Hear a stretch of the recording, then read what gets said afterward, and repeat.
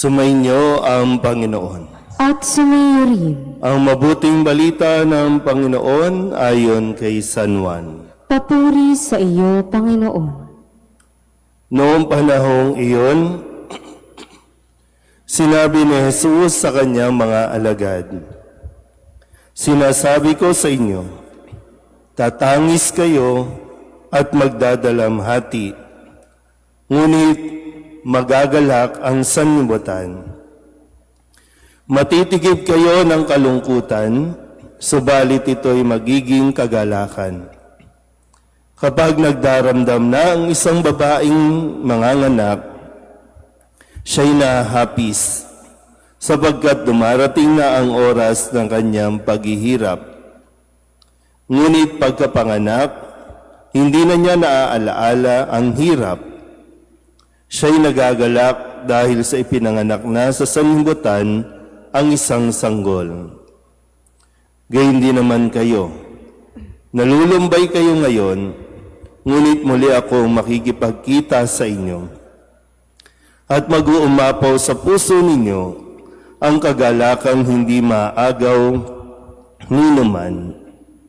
Hindi na kayo kailangang magtanong sa akin sa araw na iyon." Ang mabuting balita ng Panginoon. Pinupuri ka namin, Panginoong Hesukristo. Isang magandang umaga po sa inyong lahat. Sa ating Banghelyo sa araw na ito, kung saan ay pinagdiriwang din natin, kinugunita ang kapisahan ni San Isidro, isang magsasaka.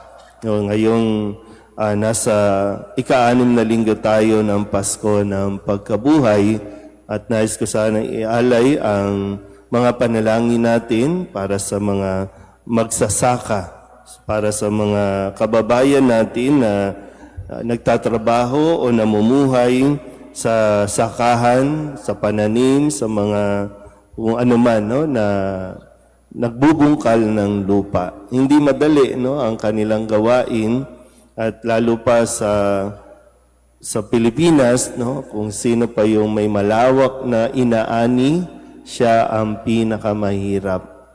Nito mga nakalipas na buwan, nakita natin ang hinagpis o kalungkutan ng mga magsasaka dahil yung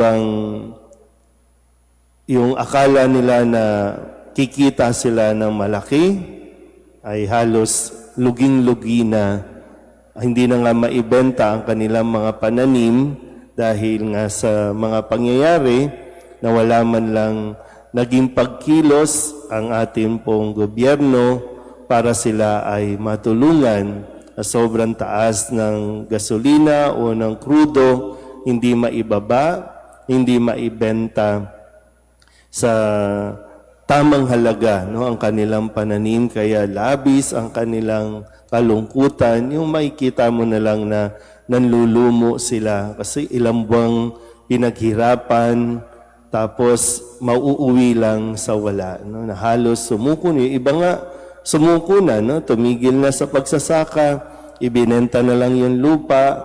Yung iba naman ay talagang patuloy na lumalaban at nagsisikap. Kaya maganda po na marinig din natin lahat.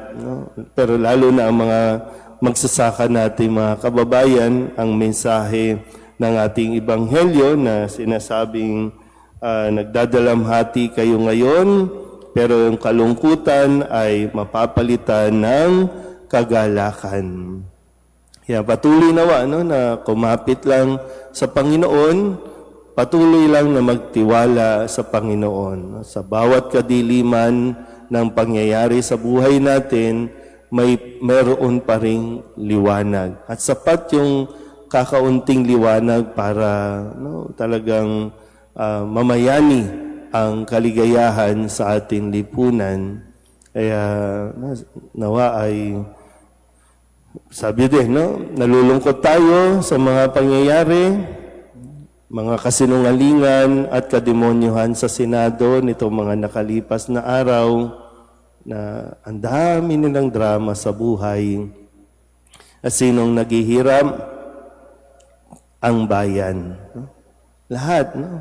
Pero sila, sitting pretty, nakabarong pa, pero ang mga tao, ginagamit pa.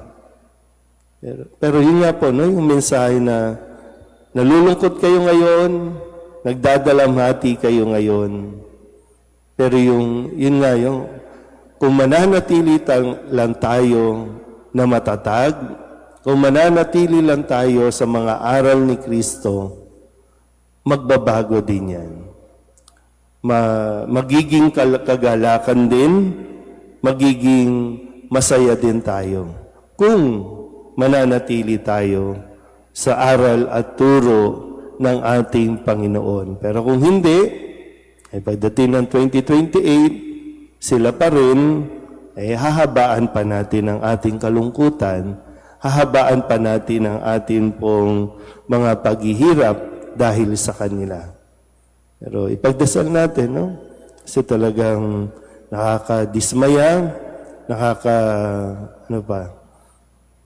hindi mo na malaman kung ano, no? Kasi mga pabiktim na dapat sila nagtatanggol sa mga biktima, pero mga pabiktim at yung mga sila din ang gumagawa ng kaguluhan.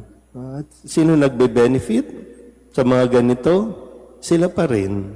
Sila na yung kumita, sila pa rin yung nakatakas.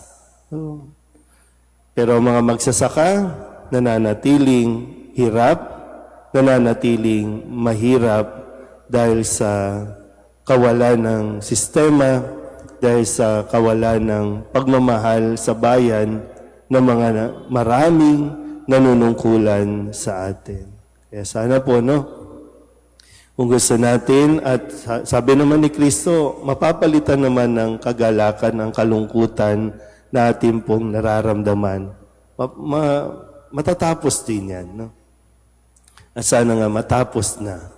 Kaya sana po, manatili tayong matatag, manatili tayong nananampalataya sa Panginoon. Amen.